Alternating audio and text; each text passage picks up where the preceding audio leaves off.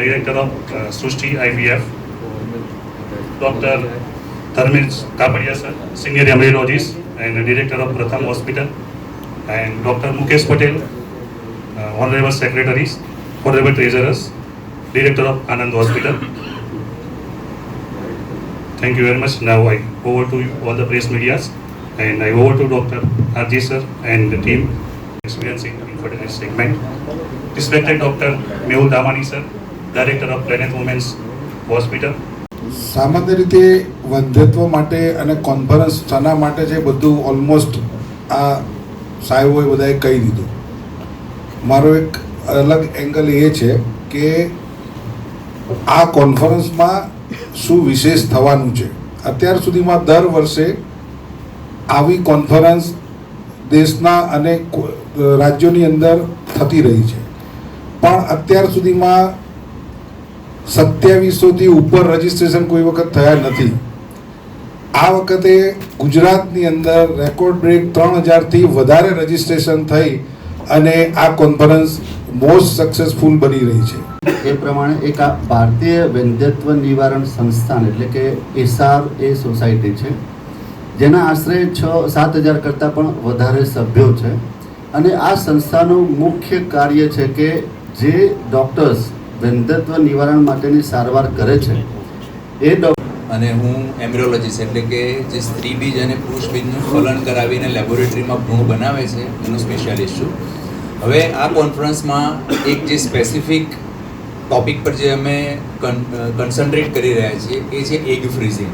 આજના જમાનામાં તમને ખ્યાલ છે working woman, late marriage, even marriage કર્યા પછી થોડા સમય માટે એ લોકો બાળક રાખવાની ઈચ્છા રાખતા નથી. મારું નામ ડૉક્ટર મેહુલ દામાણી છે. ઘણા બધા વર્ષોથી જે ફર્ટિલિટીની સમસ્યા છે એને અમે લોકો સારવાર આપી રહ્યા છે. ફર્ટિલિટી આપણા સમાજ માટે એક જાતનું સોશિયલ સ્ટિગ્મા છે કે ઘણા બધા બહેનોને મેરેજ થાય અને બાળક ના થતું હોય તો મોટાભાગે સ્ત્રીને ટાર્ગેટ બનાવવામાં આવે છે. વેલકમ. આજે આપણે સૌ જાણીએ છીએ કે વંધ્યત્વનું પ્રમાણ ખૂબ જ વધતું જાય છે, ફર્ટિલિટી રેટ ઘટતો જાય છે. આ એક આખા દુનિયાની સમસ્યા છે, જે સોશિયલ સમસ્યા છે, ઇકોનોમિક સમસ્યા છે.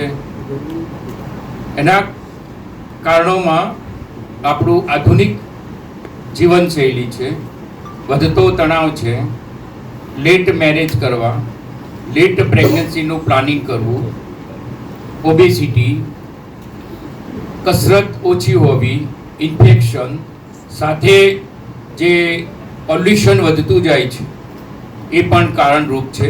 જે ફર્ટિલિટી રેટ ઘટતો જાય છે, ઇન્ફર્ટિલિટી વધતું જાય છે, એના સોલ્યુશનમાં IVF કોન્ફરન્સનું આયોજન છે. 3 દિવસનું કોન્ફરન્સ છે. શુક્રવારે અને શનિવારે મેઇન કોન્ફરન્સ છે. રવિવારે વર્કશોપ છે. 8 જેટલી વર્કશોપ રાખેલી છે.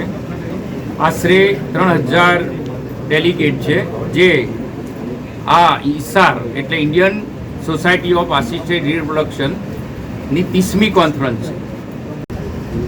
એરાઉન્ડ 35 ઇન્ટરનેશનલ ફેકલ્ટી છે.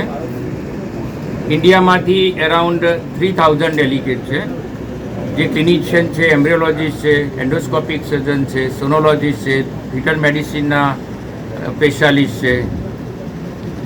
એના આ વિષયના સક્સેસ વધે, સરળતા વધે, સસ્તી ને સારી સુવિધાઓ જરૂરિયાતમંદ સુધી પહોંચે એ માટેનું વાત વિમર્શ કરવામાં આવશે.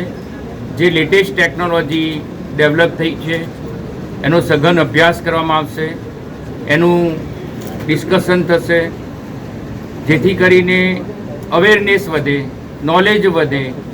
એ નોલેજના આધારે આ ટેકનિક સરળ બને, સક્સેસ રેટ વધે અને એનું એક્સેપ્ટન્સ વધે.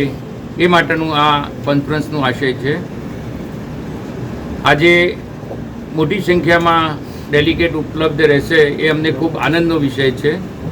અમે એના માટેનું આ આયોજન કર્યું છે. ક્લબો 7 સેલા, અમદાવાદ. ડૉક્ટર જીતેન્દ્ર પ્રજાપતિ, હું IVF કન્સલ્ટન્ટ અને ડાયરેક્ટર સૃષ્ટિ IVF સેન્ટર મહેસાણા. દિવસે ને દિવસે કોઈપણ ક્ષેત્રની અંદર ટેકનોલોજી અપગ્રેડ કરી રહ્યા છે. તો હવે આ જે ટેસ્ટી બેબીની સારવાર છે એમાં પણ ટેકનોલોજીનું અપડેશન જવા થઈ રહ્યું છે. પહેલાં ભૂતકાળમાં ટેસ્ટી બેબીમાં જે ફ્રીઝિંગ અને થ્રોઈંગ છે એમાં ઘણો બધો સમય અને લાગતો હતો અને ખર્ચો પણ વધારે થતો હતો. હવે પછી આ જે કોન્ફરન્સ છે એમાં નવી એક રેપિડ વિટ્રિફિકેશન અને થ્રોઈંગ કે જે તમે 1 કે 2 મિનિટમાં પણ કરી શકો છો, જેના લીધે થઈને સારવારનો ખર્ચ અને સારવારનો સમય પણ બચાવી શકાશે. એ સિવાય અત્યારે હાલ જેમ આર્ટિફિશિયલ ઇન્ટેલિજન્સનો ઉપયોગ દરેક ક્ષેત્રમાં વધી રહ્યો છે, એવી રીતના આ કોન્ફરન્સની અંદર આર્ટિફિશિયલ ઇન્ટેલિજન્સનો ઉપયોગ આપણે આ ટેસ્ટી બેબીની સારવારમાં કઈ રીતે વધારે સારી રીતે કરી શકીએ કે જેથી કરીને આપણે લોકોને આ સારવાર વધારે ગુણવત્તાસભર આપી શકીએ. એના માટે પણ આ વિષયના નિષ્ણાત લોકો આ 3 દિવસ દરમિયાન આપણને એના વિશે જાણકારી આપશે.